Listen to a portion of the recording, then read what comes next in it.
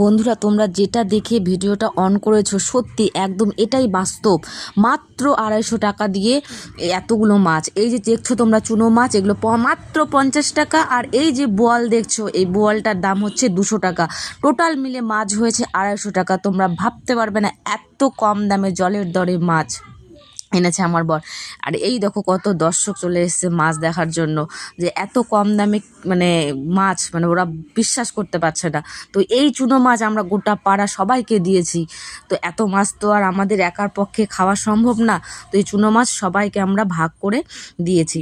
তো এই চুনো মাছগুলোর এত টেস্ট, মানে নদীর মাছ তোমরা ভাবতে পারবে না বন্ধুরা, মানে অসাধারণ টেস্ট। তো এদিকে দেখো আমার বর বোয়াল মাছটাকে আমাকে আমাকে কেটে দিচ্ছে। তো রাত্রিবেলা এখন আর মাছ, এই বোয়াল মাছটা রান্না করব না, সকালবেলা রান্না করব।